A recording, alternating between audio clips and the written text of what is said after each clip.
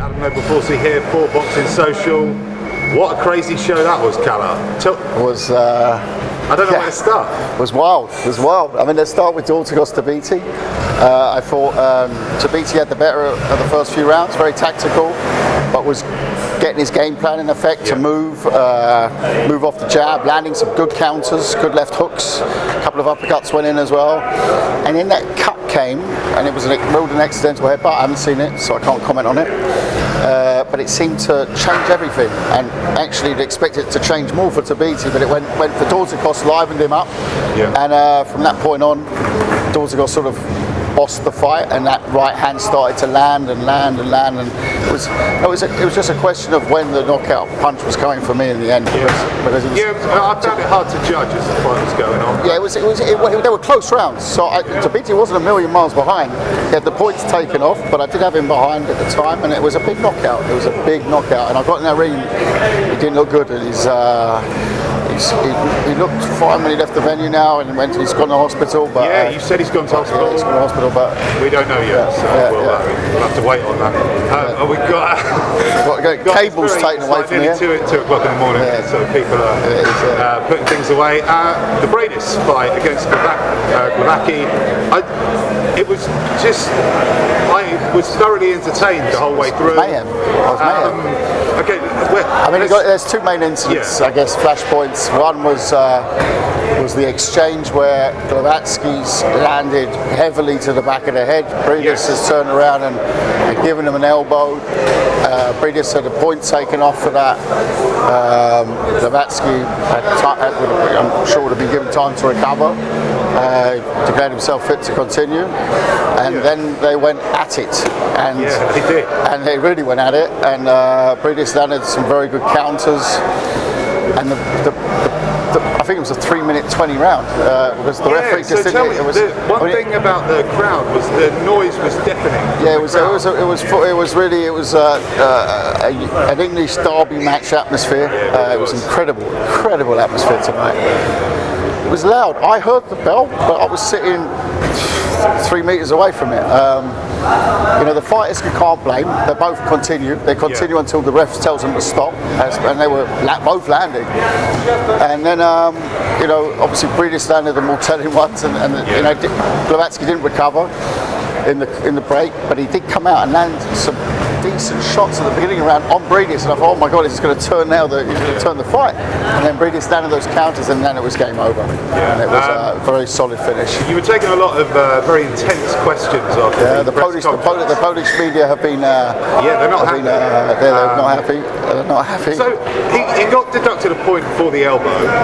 When I was watching the replay with some journalists ringside, I said, but look at that punch to the back of the head, and it was a very mean punch to the back of the head. It was a downward punch to the back of the head as well. For me, that's a lot more dangerous than an elbow round. Exactly. I've seen the results of punches to the back of the head, and unfortunately been in hospital with fighters after, and it's a serious foul. For me, actually, I would have probably given Briedis 2 points off, and I would have given Glowacki a point as well. But what I'm surprised he didn't take time to recover from it, because I think the ref would have given him the time to recover. I think he's allowed to. And they didn't do that, which was interesting. It's funny, I put a tweet out saying the elbow was very naughty, but Glowacki. I wouldn't do that tonight with Polish fans around. I wouldn't do that tonight. I'll go straight home, don't worry. They're very passionate. What's your opinion on that? Do you think there should be an automatic? Because someone said to me, but rabbit punches are pretty common and they happen all the time, so it's kind of okay. They're not okay, absolutely not okay. There is a difference between sort of tapping around the back of the head and landing a full-on hook around the back of the head. And if you see it, it's a downward hook to the back of the head, and that's not on either. I'm not going to go on about it for ages because I know you did say you didn't want to take too many questions, but just for sort of English fans who don't know too much about it, there was meant to be the WBC and the WBO title on the line. We only had the WBO title. I was looking. No, it was actually, we've announced it as a WBSS fight. and the titles, the federations should decide tomorrow that they give us the belts or they don't give us the belts. At the end of the day, this is for the Ali Trophy, there's a final. I was not happy with the way that it was conducted. We tried ringside to find solutions before the fight. They're going to have to find a solution now and work out how they're going to go about it. You know, it's as simple as that. I'm not going to say more on it because for me, we got our final and that's what we're here for. We're here to clarify, we're here to simplify things in boxing and not make it more complicated. Yeah, you like. Well, we did have the IBF title on the line. We did. That was all much more simple. But you know, once again, this one here, I'm going to leave it to them. It's not our job. We pay very good money and sanctioning fees for governing bodies to look after things like this. Yeah. And this is simply not. It's something that I was very disappointed by certain individuals today. I understand. What an atmosphere! We spoke about it just a second ago. I've been to, I do commentary at the L&K fights here. This honestly, it rivaled for me the best atmospheres I've seen was in Denmark for Kessler Froch and the Kessler Froch 2 in London at the O2. I thought those were two fights that just stick out tonight. That was on that level. It was incredible. The Polish fans brought it, but the Latvian fans, wow! I mean, it really is a special place to promote. That's why we've been here 3 times. Yes, mate. Riga. I live in Riga. I love Las Rigas. Yeah, Las Rigas. Las I work for Las Rigas. Las Rigas. We've had 3 shows in, which is a record in World Boxing Super Series. Yeah. Are you coming back? I've got Latvian friends messaging me going, how it is, we're going to look at the final venues now, and at the end of the day we're going to look at the best place to put it, the biggest atmosphere where we can bring it, and we'll look at all different venues all over the world, and Riga will be one of them that we're looking at. Okay, very, very exciting. In terms of Briedis, there's been his last 2 performances, he didn't look very good, to be honest. He clearly took a while to get over the Usyk fight. It was such a close fight. It went down to the wire. There was nothing in it between Usyk and Briedis, and it was nothing in it. I think it mentally took its toll on him. You know, he was so disappointed that night. And I was with him in the dressing room afterwards. He broke down in tears. It was a real emotional night for him. Really? And I think that now he's got over it. You saw he was sharp tonight, and he was sharp against a great fighter in Glowacki. He was sharp. Yeah. Forget all the incidents here and there. Sharp tonight. Oh, the finishing was impeccable. And the counter punching, both hands, and the footwork again. You know, it was back to its best. I was off my seat, to be honest with you. Yeah, I loved every second of it. Yeah, it was good. It was a live wire. Yeah, it was. I'm still shaking a little bit now. That's what boxing. That's what it does, man. Doesn't it? When it's good, it's good. So, one more quick thing about Briedis, then I have one final question, then I'll let you go, Kalle. I know it's been a long day, long week. Briedis had some injuries a lot of people were talking about in the media, his right hand, I believe it was. Didn't seem to have any problems with it tonight. No, it's looking as if everything's cleared up. Yeah, I mean, he looked sharp, and he was, like we saw the punches, both hands were landing were crisp, and it was all short. You know, he's got such a shot variety. From every angle, both hands, and like I said before, forget the hands, the footwork that he does is incredible. Incredible. How highly do you rate him? I know because you made him the I think chief substitute and things like that. I rate him at cruiserweight on a level with Usyk. I have to, because when they fought, there was nothing in it. It was for me. Was one of the greatest fights I've ever witnessed live. Put that out there on social media this week. I said I can't. Honestly, it's up there with the greatest fights that I've seen live, and I've been honoured to promote. I was there, yeah. It was amazing. Yeah. It was absolutely amazing. Yeah, it really was. Final question, Kalle. I just wanted to ask you. Obviously, you're like the head of the World Boxing Super Series now. Before that, you were like the promoter of Sauerland Promotions.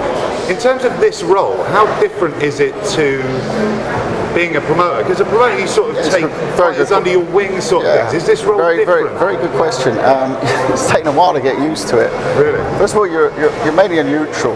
When you work well with one guy, and you sometimes you obviously have an affinity sometimes to a certain fighter more than another. But generally, it's a completely different role. I've always built fights from scratch, from 0 fights. You can name world champions. Very few world champions we've got in at a later stage. Yeah. They've been with us from day one. And whether it's this is such a pleasure to travel the world with these fighters who are the best. They're simply the best in their divisions. Whether it's in Nui, Josh Taylor, Progress, legends like Donaire, last season Uziks, Groves, Smith, that final. These are just amazing events to be involved with. The difference is, which sometimes I have to get used to still, it's a massive operation, huge operation. The crew that travels the world is around a 200-man crew, and that's very different to, it's much more of almost a film production set. It really is. You see the guys running around in there. They're just really behind the camera. It's insane. Still working right now. And and you travel all over. These are the same guys that will be doing this in a few weeks ago, or a couple of months ago in Lafayette and in Glasgow, and it goes around the world. And at the end of the day, now it's down. I focus just on the sporting side. So when people say to me, what about that TV deal? I say, well, actually, it's not my territory. As a promoter, you're responsible for everything. So it's a little bit different like that, and some people don't get that. And when people ask me questions about this, that, and the other, I'm like, man, I pick the fighters to go in, and I have to propose those to a board, and that board then decides, okay, and it's a very, very, very complex mechanism because they want to keep it so neutral to all promoters. We work with every promoter on the planet. There's not a promoter that can say, no, we won't work with him.